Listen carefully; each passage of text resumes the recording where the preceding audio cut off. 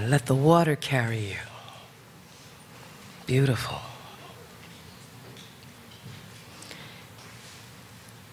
Good morning, Center of Peace. Good morning. Any singing you hear today from me is not my own. Any songs you hear are not my own lyrics. I need to say that up front. I'll begin with the Yule Peace chant. Repeat after me, please. Make peace on earth. Make peace on earth. Make peace within. Make peace within.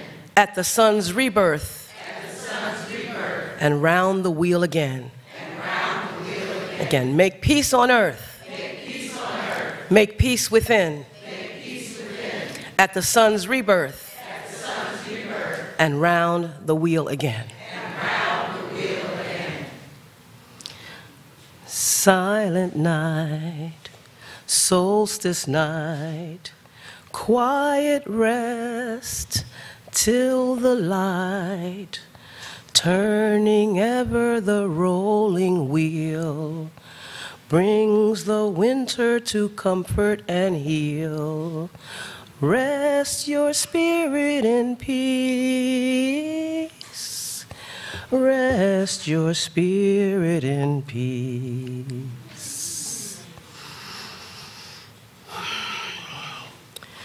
Malachi 4:2 in the Bible reads, "For you who revere my name, the sun, S-U-N, of righteousness, will rise with healing in its wings, and you will go out and leap like calves released from the stall."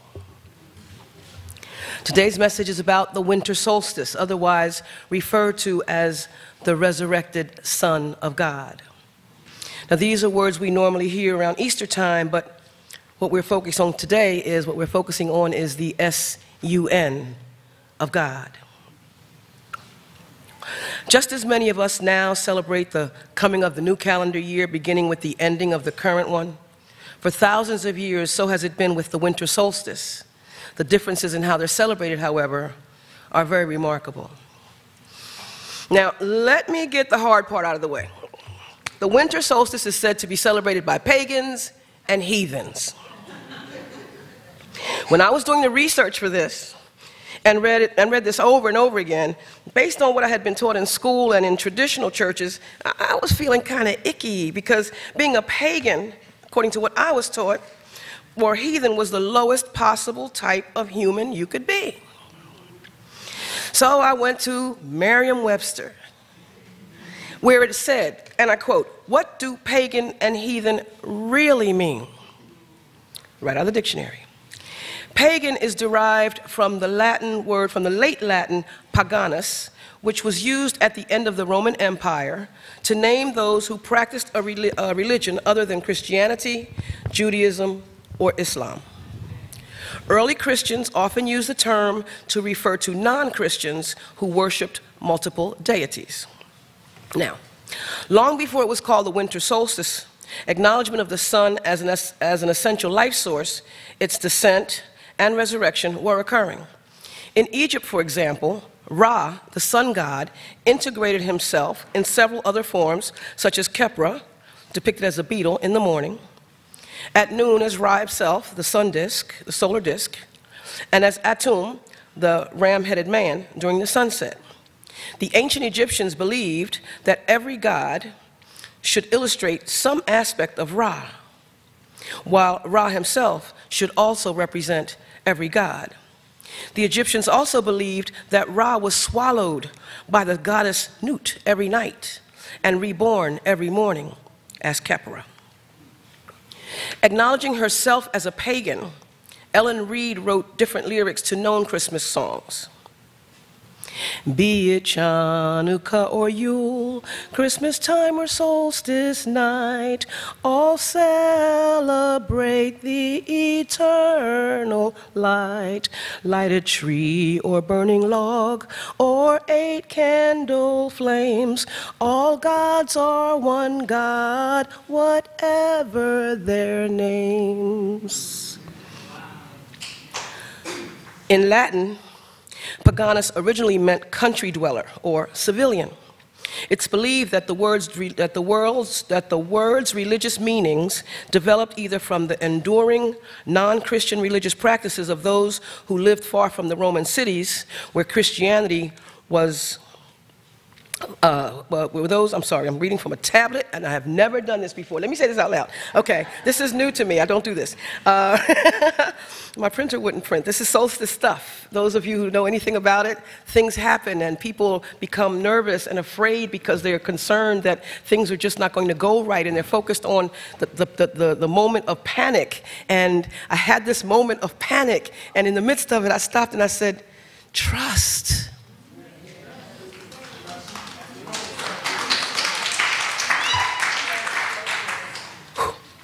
So, it is believed that the world's religious meanings developed either from the enduring non-Christian religious practices of those who lived far from the Roman cities where Christianity was more quickly adopted, or from the fact that early Christians referred to themselves as soldiers of Christ, making the non-believers the civilians. So, if you or anyone you know incorporates evergreens, holly, oak, mistletoe, ivy, frankincense, and or myrrh into their celebration, they are a pagan or a heathen. And with the exception of the oak, each of these I've mentioned is traditionally used by Christians. Both the frankincense and the myrrh are traditional oils used by the Jewish. The winter solstice was called Yule, or Jule by the Norse, a word that means wheel. The wheel, now symbolized by the wreath during the Yuletide, is but one symbol of the rhythm of nature, the continuity of life, what we refer to in New Thought movement as the creative process. It's never ending. That wheel compares to the circle of life, continuous and never broken. The word solstice derives from two Latin words, sol, which means sun, and sistere, meaning to be still. The sun's declination, its decline, appears to stand still. This brought a lot of anxiety to some of our ancestors who were afraid the days would continue to be short and eventually become non-existent. But it was never that way. But isn't that what we do sometimes? We become afraid, worrying about a bad future we're creating in our own individual minds.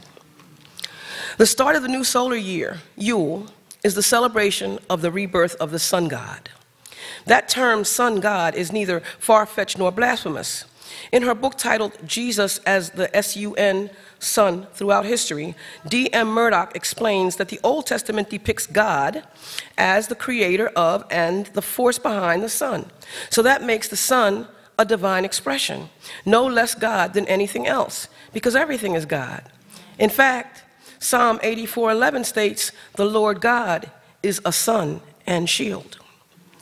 Long ago, the winter solstice was an extreme enough shift in weather and lifestyle that it merited a spiritual explanation, and the stories written by our ancestors' birth rituals still practiced today.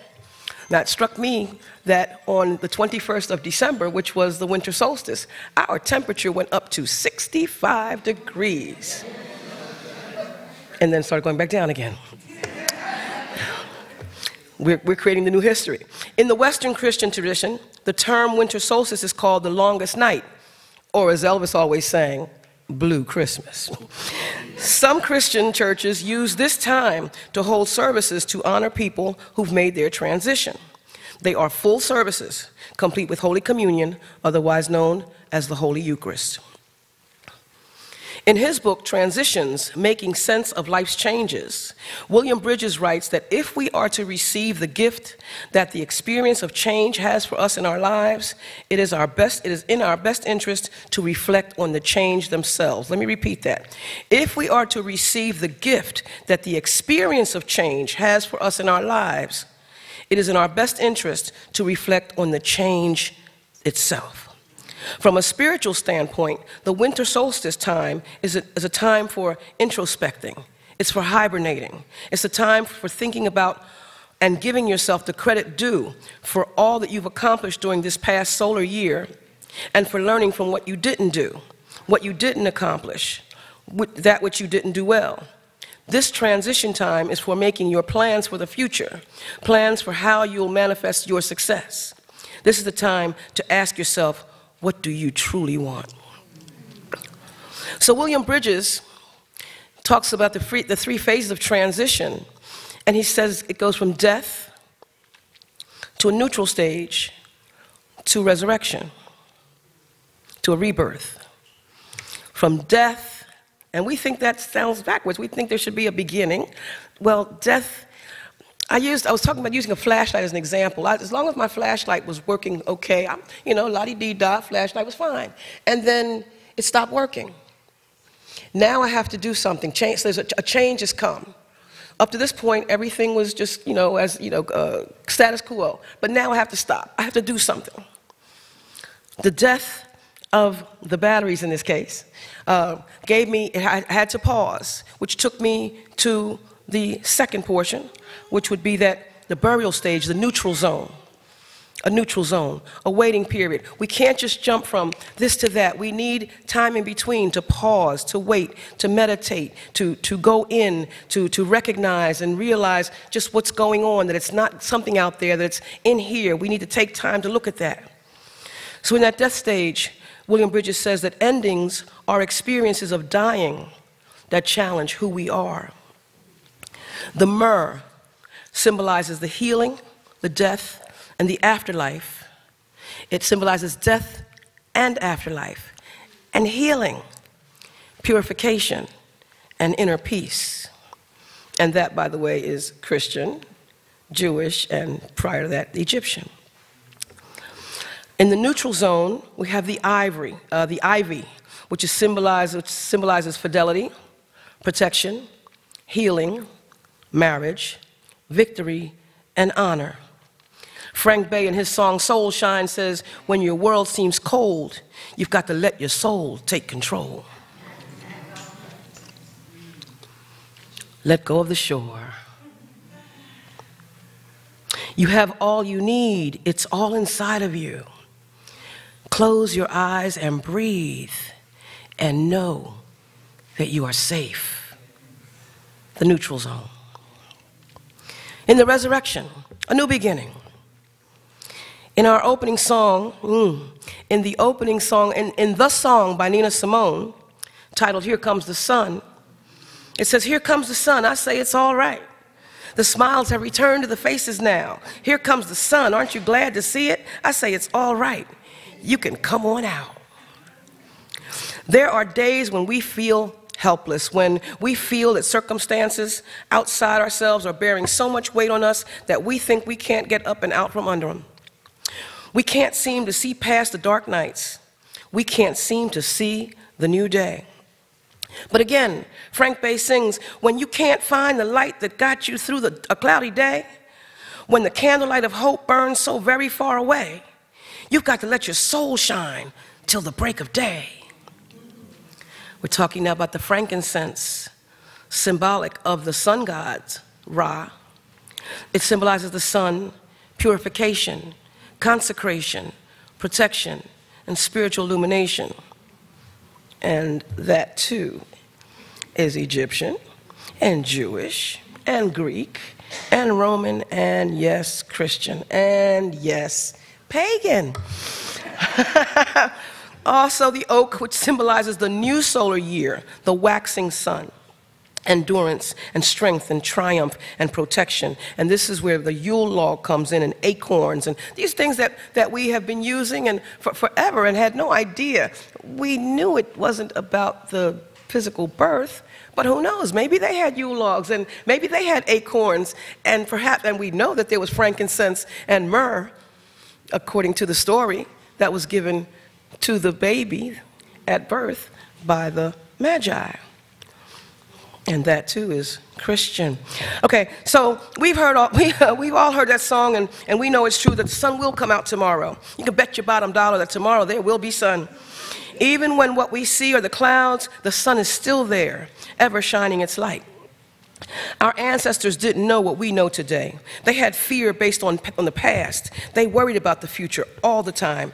All they focused on was the darkness and their inability to see clearly because of it. Although each new day brought the light of the world, they worried that it wouldn't occur in the future. They kept their focus on the crosses they bore. They focused on what they believed was the dead sun. We know today that nothing really dies, but we go by appearances and see things change from what they used to be. We freak out sometimes, thinking that we need what we used to have. We think that what we had was better than what's to come. Our ancestors remembered the previous sun risings, but they worried when the sun was in its set state. And seemingly, the more they worried, the longer the setting seemed to be. We know what that is. All around them and all around us, though, are constant reminders that life is continuous. The evergreens are evergreen, symbolizing continuity of life, protection, and prosperity. We are all that God is, and just like the sun, S-U-N, of God, you too are a light of the world. We have eternal life. We experience cycles of being low. We see what we have been taught to believe is death. But like the passage in the Bible reads, weeping may endure for a night, but joy comes in the morning. Like the S-U-N sun, we become resurrected. We are revived, revitalized. Like the sun of the winter solstice that comes back to life and shines brightly, so do we, and so can we. So deck the halls with boughs of holly. 'Tis the season to be jolly. Don we now our gay apparel. Troll the ancient Yuletide carol. See the blazing Yule before us. Strike the harp and join the chorus. Follow me in merry measure while I tell of Yuletide treasure. Fast away the old year passes, because all things do come to pass. Hail the new, ye lads and lasses. Sing we joyous all together, heedless of the wind and weather. Ernest Holmes wrote, I have set a chair for you where the sunbeams dance through the shade. Sit and rest and refresh your soul. Sunrise, thank you for today. And so it is.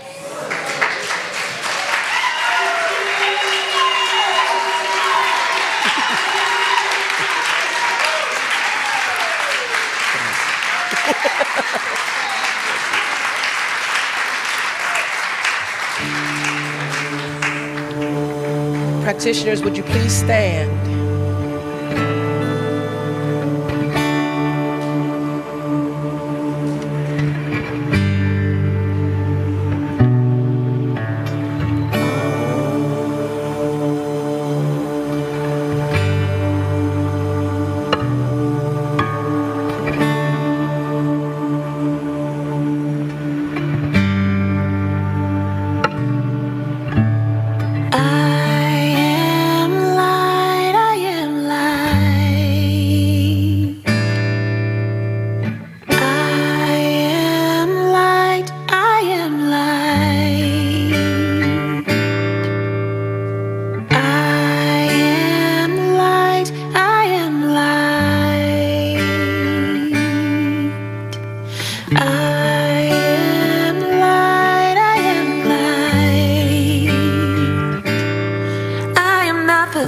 My family did.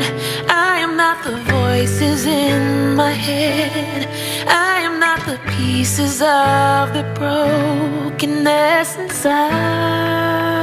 I am light. I am light. I am light. I am light.